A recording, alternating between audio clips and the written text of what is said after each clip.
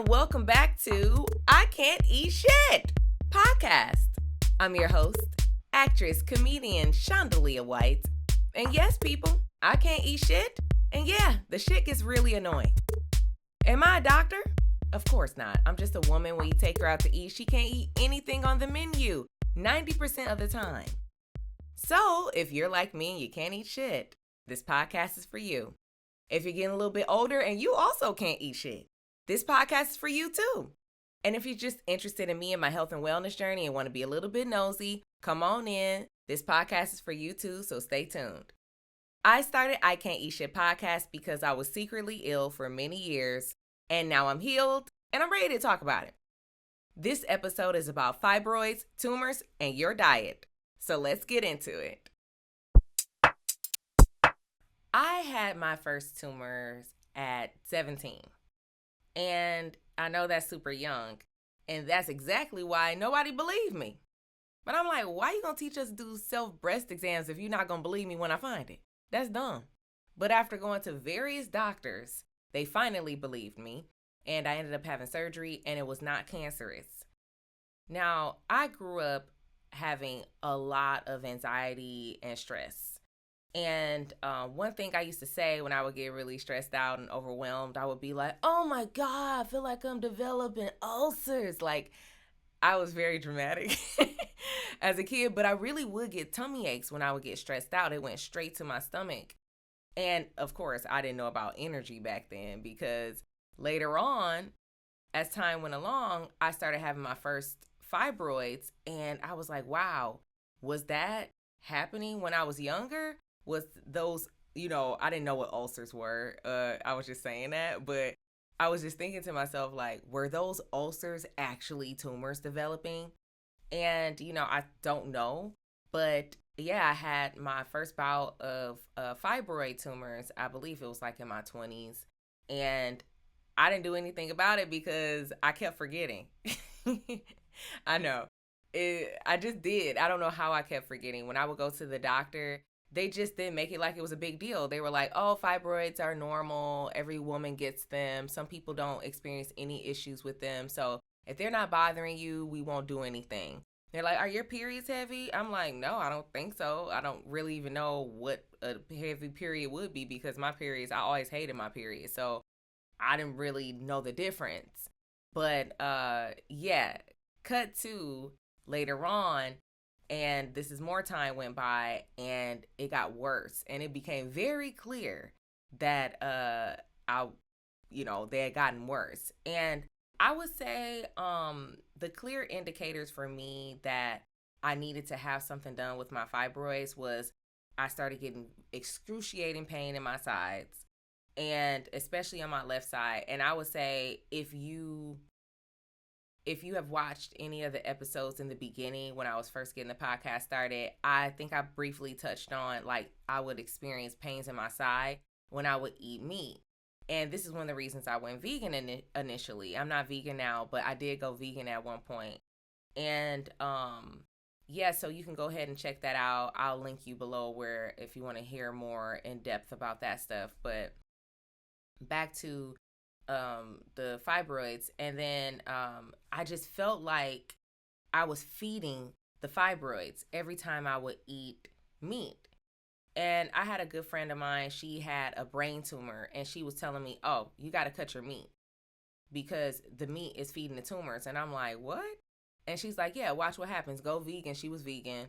And she was just like, yeah, go vegan and watch you stop having the pains. Now, I did stop having the pain after a while. I was like, wow, this stuff works. That's why I was vegan for so long. But then over time, the pains came back. The fibroids got worse. I ended up having a laparoscopic myomectomy and got rid of those fibroids. I ended up having like a lot of, it was a bunch of them. I know it's like really in depth. If you want an episode about this, because it's kind of like more in depth and I don't want to go too far, just let me know in the comments, and I can like talk a little bit more about my experience. But otherwise, you can just message me or something if you have questions, and I'll get back to you. But anyway, back on track. So relating it to food, yes. So I really felt like I was feeding these fibroids. So I had something done about it, and boom, it's gone. But if you don't know anything about fibroids, they can come back. So I really wanted to make sure that I understood like how to prevent it from happening again, or if I did have some again, which is very possible because it happens in your reproductive years. What can I do to minimize them, etc. Now, we're going to focus specifically on diet in this episode. I won't go into depth on other things that I've done. But again, if you would like another episode, please let me know. So, I started linking it to food based on my friend, and then also later on with my experience.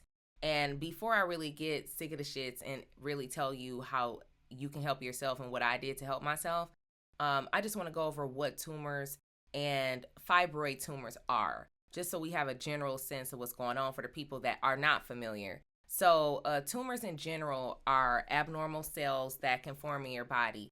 They can be cancerous, non-cancerous, and precancerous. Versus fibroid tumors, they're happening in your uterus, in and around your uterus. They're usually in, around, and in the womb and stuff like that. And they are not cancerous, and they are not cysts. I know sometimes people can confuse tumors for cysts, but they are not cysts. They don't have that liquid in that you can just pop in it. It's not that. And they're very common in women, and doctors don't understand why they happen. Yay! So I almost want to get very political in this episode. And I'm probably going to do a stand-up special or something about this stuff. But it is very frustrating. And I would say, wouldn't it be amazing if our society really did research on women's health? Because one of the main reasons they don't know why it's going on, because they haven't done the research. It's not a lot of research in women's health, so they aren't even sure why this stuff is happening to us. But I'm like, I feel like at this point you should definitely do some sort of research. You know what I mean? So anyway, there isn't a lot of research. They know it has something to do with hormones and genetics. That's about it. So maybe one day they'll care a little bit more. Someone will do a little bit more research. I know there are women out there that are starting to do research, yes, but you know what I mean. I know the deal because I've been asking in these doctors' office. So let's get this women's health up to par. And next segment, I got sick of the shits, and I'm going to tell you all about it. We live in a day and age where the internet tells us that we can't eat shit, we gonna get poisoned by everything, and we basically got to become independent farmers and live in a bubble. Now, if you have any serious illnesses, that might actually sound okay. But the problem is none of us know how to farm. None of us know how to do any of this stuff. I can barely keep a cactus. I killed my cactus. I don't know how. I've had it 3 times. I just cannot keep it. Most of us don't know how to garden. I am going to take classes, so I at least have a little bit of a green thumb. But most people don't have access to a farm to get all that fresh stuff, right? That doesn't have all the process in it. And some of these farms are processed too, but that's neither here nor there, right? Some people don't have access to a farmer's market.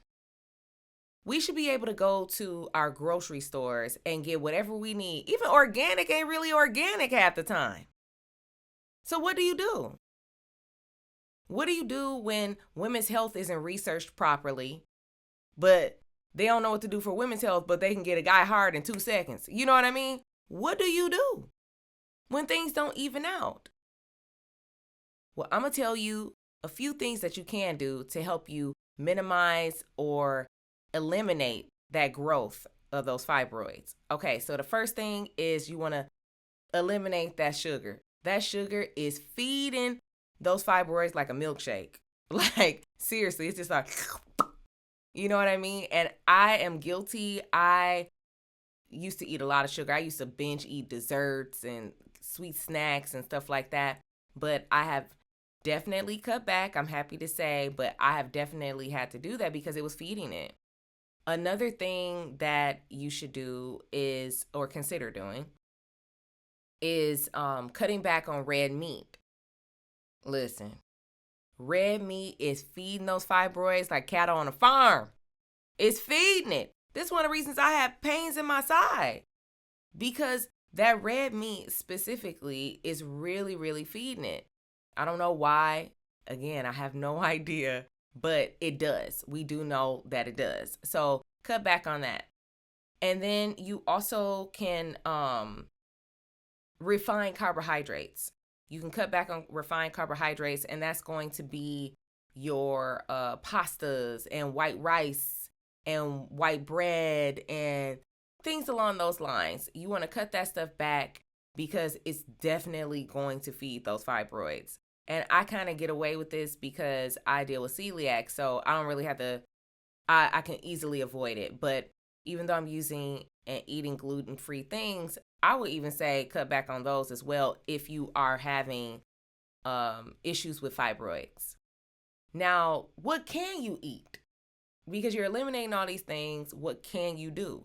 Well, vitamin D rich foods is one of the first things you should do because it is said to counterbalance the estrogen levels in our body, which will make it so that the fibroids do not grow.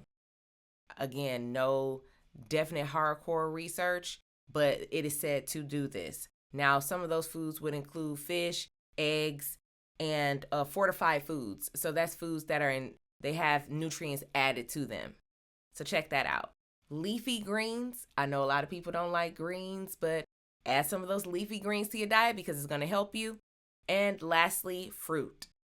That fruit, a lot of people don't like fruits and vegetables. I've always liked fruits and vegetables, but add some fruit to your diet and it will surely help you. Now, one thing I will also say is maybe not the sugary fruits, because sugary fruits like mangoes, cherries, peaches, stuff like grapes, that is sugar still. So I'm just using my brain and I'm like, that's a little bit too sweet and it'll likely feed it. So try to find maybe more, I know some of them are good for you. Again, there's always like pros and cons to each thing. But maybe try eating it once or twice a month instead of like every single day when you eat your fruit. And good luck. This segment is called There's Another Way to Do That, where I teach you how to modify recipes based on my restrictions. So this month, it was super hot and we had a heat wave. So I rolled out the grill and I made apple ginger pork chops. Ooh, it turned out delicious. Now listen, I am not a huge fan of pork. I am not a huge red meat eater either because my body just doesn't break it down very well. But every now and then I'll indulge in a little pork chop here and there. You know what I mean? And this is one of those days. So what I did was marinate the meat overnight, and I love to marinate my meat overnight, especially red meat, because it really soaks in and makes it nice and flavorful by the time I throw it on a grill or in the oven or whatever I'm doing with it. And this time it really made the apple and ginger flavor pop. So be sure you do that. And you can check out the full cooking episode with the link in the description or the link that'll pop up above or on TikTok. Let me know how you like it because you're going to love it. And remember, there's another way to do that.